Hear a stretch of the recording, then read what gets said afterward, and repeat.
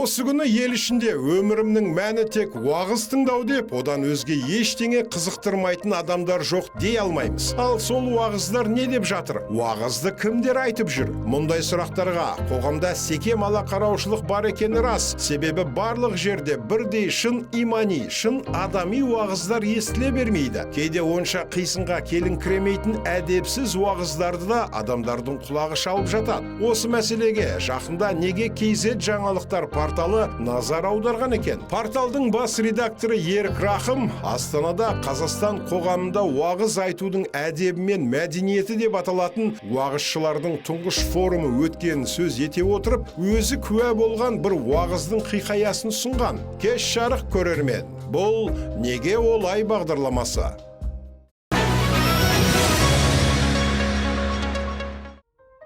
Ерік Рахым Алматы маңындағы ауылдардың біріне асқа барған екен. 90-ға жақындап барып өмірден озған ақсақалдың 40 күндігі дейді. Адам көп жиналыпты, бірақ ас алдын ала белгіленген уақыттан бірталай кешігіп басталған. Себебі молда кешіккен, елді сарғайта күттіріп қойған. Автордың жазған сөзбе-сөз келтірсек, әлден уақытта жұрттың молда келді деген естіп, дауыс шыққан жаққа қарапты. Құдай салмасын, жап-жас, жұп-жұмыр, жып-жылтыр молдекең қойқан етіп кіріп келе жатыр екен дейді ол. Асқа жиналғандар қоғадай жапырылып, ақсақал қарасақалдар ығысып, молдекеңе ең төрден орын босатыпты. Кешіккенім аздай ақсақалдарды орыннан тұрғызғаным ұят болды-ау деген ойдың молдекеңде жұрнағыда білінбепті. Жәутеңдеп отырған жұртқа маңғаздана бір қарап алып, кірлей бастаған ақ шапанның етегі желп етіп, босаған орынға қонжия кетіпті. Автор асқа келген молданың бейнесімен сөз саптасын айна қатесіз бермей тұра алмаған екен. Ол былай дейді: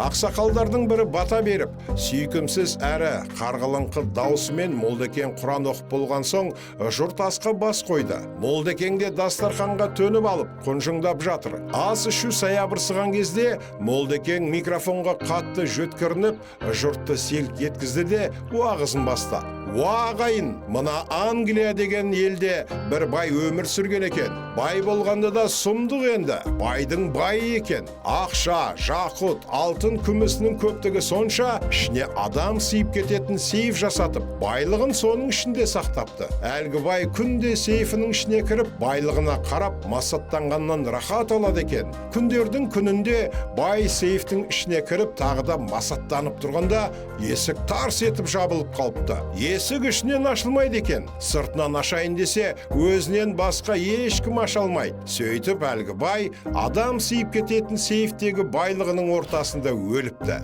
Яғни байлыққа масаттануға болмайды екен. Байлық сені өлімнен құтқара алмайды екен. Молдекең уағыз айтып жатқанда әр үстелден екі иығы селкілдеп, басын көтер алмай қыстыға күліп отырғандарды көзім шалды. Ақсақал қарасақалдар өзара әңгімелесіп кетіпті. Кейбір ғана көзі жасаурап, молдекеңнің аузына қарап қалған. Осындайда уағыз бола ма? Ағылшын байының өз сейфіне қамалып өлгені тарихта болды ма, жоқ па, ол жағын білмеймін. Соншама байлық жиып, адам сыйып кететін сейф жасатуға басы жеткен әлгі байдың есікті іштен ашылатын етіп жасап алуға ақылы жетпегеніне қалай күлмейсің? Кезекті бір қисынсыз уағыз құлағыма жетіп, үлкен кішінің алдында күлкімді тия алмай Құдай атпасын деп, ойымды басқа жаққа бұрып әкеттім. Сөз аяғында автор Астанада өткен уағызшылар форумында уағыз насихат айтудың әдебі мен мәдениеті тұғырнамасы қабылданыпты дегенді, және онда уағыз айтып, жамағатқа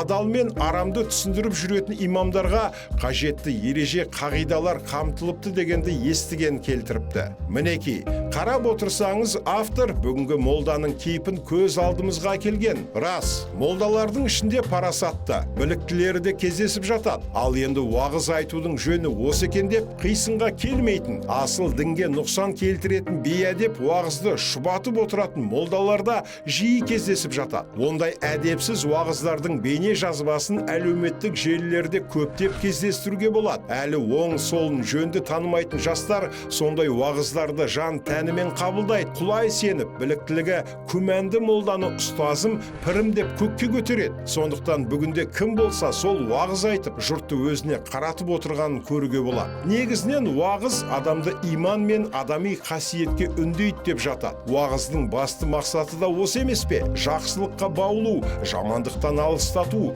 Уағызды жан дүниесі мен жүрегі таза, парасатты, діннің асыл әлем екенінен хабар бар имамдар айтса жарасады. Астанада уағызшылар форумы деген жиында тектен текке өткізілмесе керек. Уағыз деген нәзік нәрсені бір жүйеге түсірмесе, өзін ұстазбын деп есептейтін кей адамдар жамағат алдында имангершіліктің абыройына нұқсан келтіріп жатқан болар. Сондықтан да уағыз атаулыны бір жүйеге келтірейік деген ой болған шығар. Расында, кейде әлеуметтік желілерден шыққан тегі белгісіз анайы уағыздарды кезіктіріп қалып, әттеген айдап жататынымыз да бар. Неге олай? Міне, ораза айт мейрамы да келіп тұр. Уағыз көп айтылатын кез. Сана сезімді шуақтандыратын уағыз көбейсе, нұр үстіне нұр болар дейміз. Құрметті көрермен, YouTube арнамызға жазылып, осы мәселе жайлы пікір қалдыра отырыңыздар.